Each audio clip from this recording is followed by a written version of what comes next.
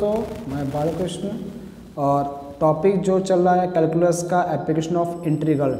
इसमें एक्सरसाइज 8.1 है, ये पॉइंट है 8.1 का हमने 6 क्वेश्चन बता दिया है। आज इसका क्वेश्चन नंबर 7 हम आपको बताते हैं। तो क्वेश्चन नंबर 7 के बारे में डिस्कस करते हैं। इसमें दिया गया है एक सर्कल है x² + y² = a² और एक लाइन है x बराबर 1/√2। इस दोनों से जो बाउंडेड एरिया स्मॉलर पोर्शन का एरिया फाइंड करना है। तो सबसे पहले एक सर्कल बनाएंगे हम। एक सर्कल देखते हैं।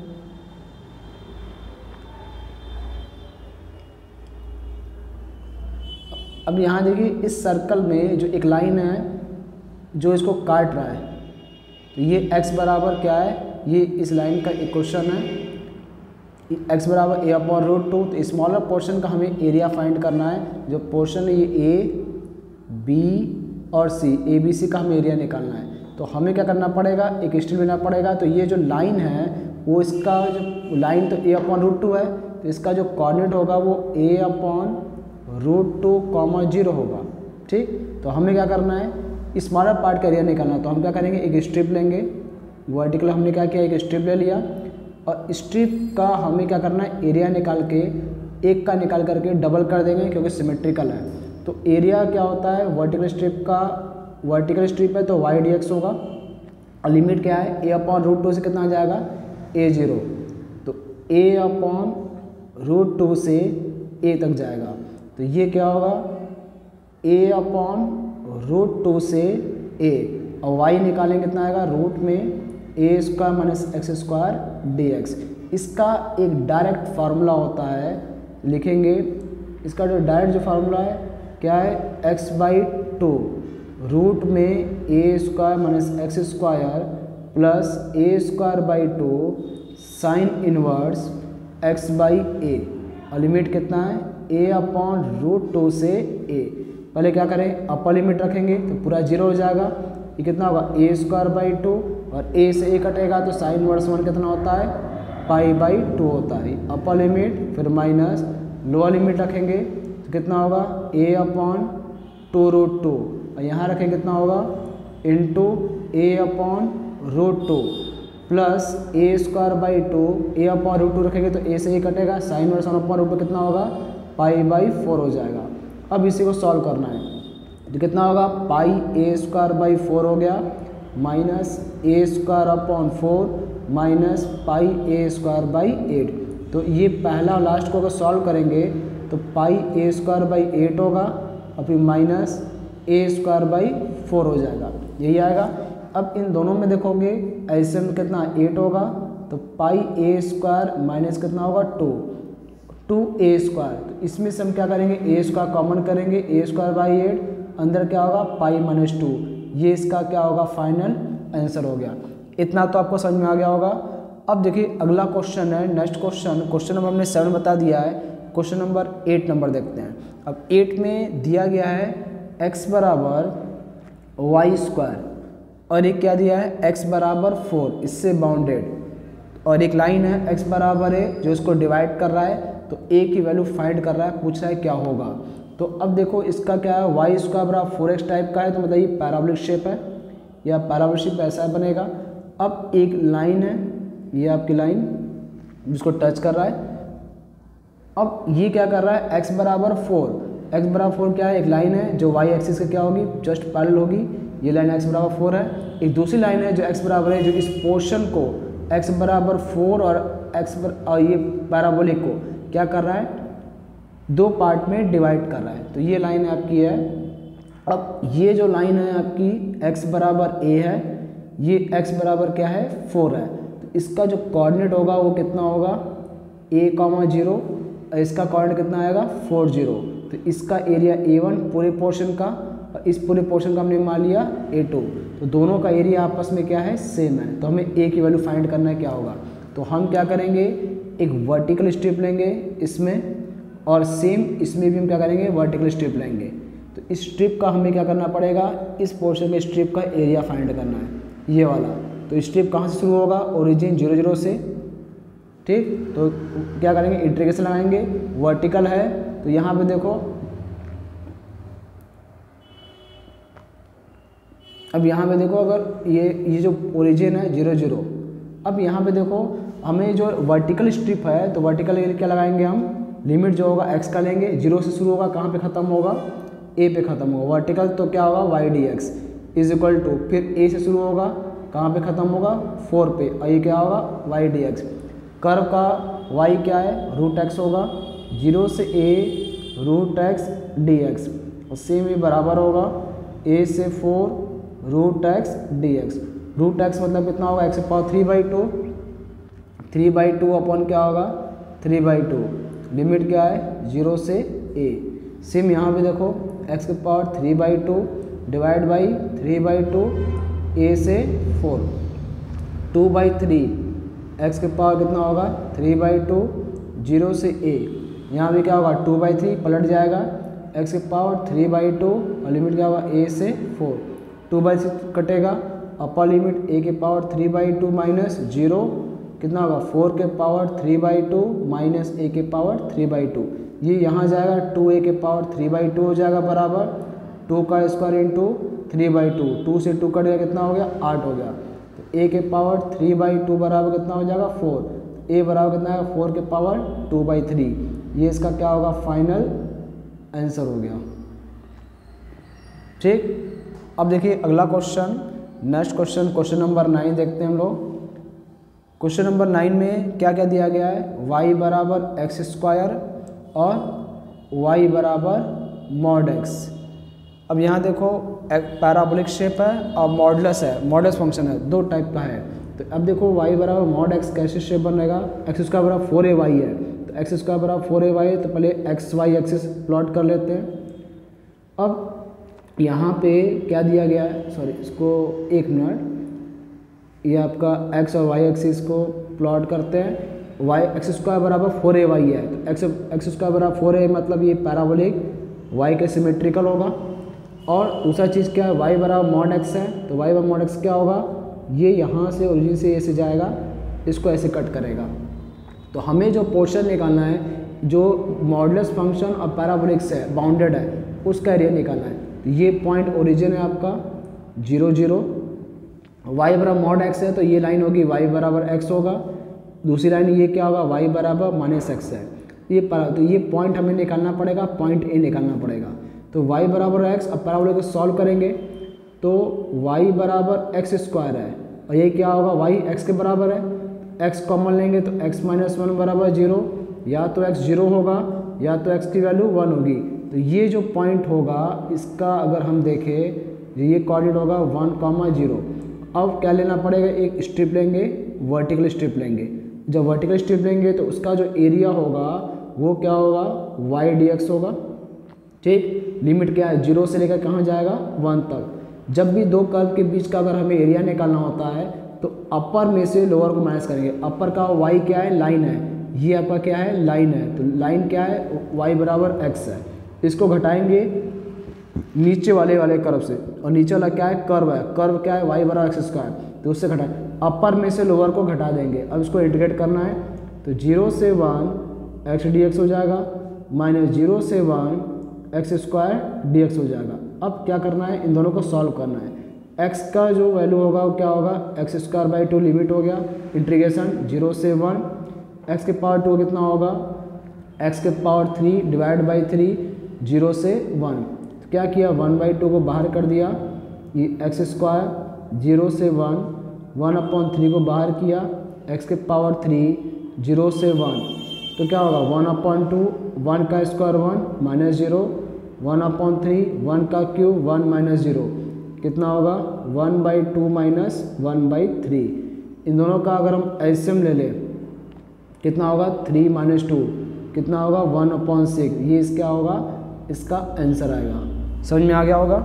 अब देखिए अगला क्वेश्चन है 10 नंबर, क्वेश्चन नंबर 10 के बारे में बात करते हैं। इसमें क्या क्या दिया गया है, x² बराबर क्या है 4y है, और एक लाइन है x बराबर 4y - 2, इन दोनों से बाउंडेड एरिया बताना है। तो अब हम क्या करेंगे, एक देखो यहाँ पे पैराबोला है, कैसा शेप है यू शेप में ऊपर की तरफ बनेगा, अपवर्ड बनेगा। अब एक तो ये बन गया आपका, और दूसरा क्या है लाइन है,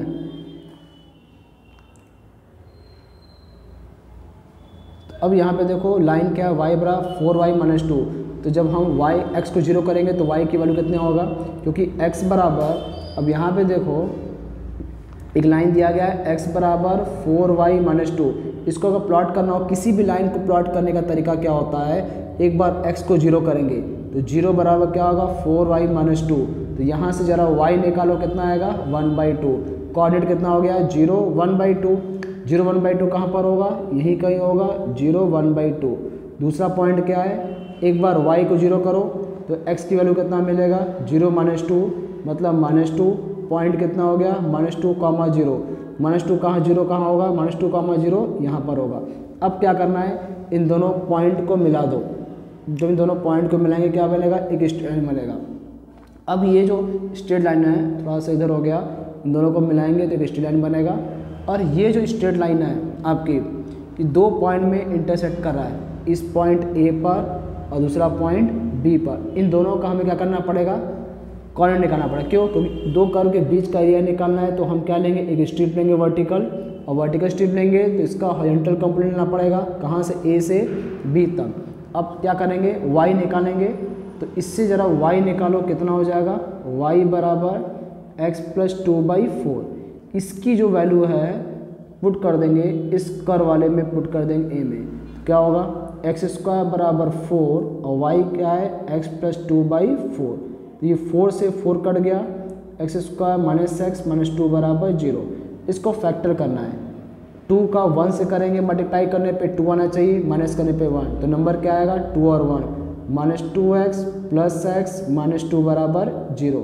इन दोनों में से अगर x कॉमन करेंगे तो x - 2 + 1 लिया तो x - 2 बराबर 0। दोनों में कॉमन मिला x - 2, बचा क्या x + 1 बराबर 0। तो x बराबर क्या हो गया 2 और x बराबर -1। तो इसका जो कोऑर्डिनेट है, अगर ये देखा जाए तो ये जो कोऑर्डिनेट है वो आपका -1 0 है। और दूसरा जो कोऑर्डिनेट सिर्फ x से मतलब है, y से मतलब नहीं है, तो ये कितना हो जाएगा 2, 0। तो जो एरिया निकालेंगे, एरिया क्या होता है, वर्टिकल होता है, y dx होता है। और लिमिट कहाँ से शुरू करेंगे, -1 से लेकर के 2 तक जाएगा। तो यहाँ लिखा -1 से लेकर के 2। तो ये क्या होगा -1 से 2, y dx है। तो अब देखो ऊपर का y क्या है, लाइन है, और लाइन का y अगर निकालेंगे तो कितना होगा x + 2/4। तो ये कितना होगा x + 2/4। घटाएंगे लोअर का y क्या है, कर्व है, और कर्व क्या है, यहाँ से y निकालेंगे तो x²/4, ये होगा x²/4। अब इसी को हमें क्या करना है, सॉल्व करना है। सब पार्ट को अलग कर दो, 1/4 इंटीग्रेशन -1 से 2 x dx प्लस 2/4 कितना आएगा 1/2 -1 से 2 dx माइनस 1/4 को बाहर किया -1 से 2 और x² dx कितना आएगा 1/4। x का इंटीग्रेशन कितना होता है 1/2, तो बाहर कर दिया, क्या होगा x² -1 से 2 प्लस 1/2, 1 का क्या होता है इंटीग्रेशन x होता है -1 से 2, फिर माइनस 1/4 इंटू 1/3 और अंदर क्या होगा x⁻³ -1 से 2, क्योंकि x² का इंटीग्रेशन x³ होता है।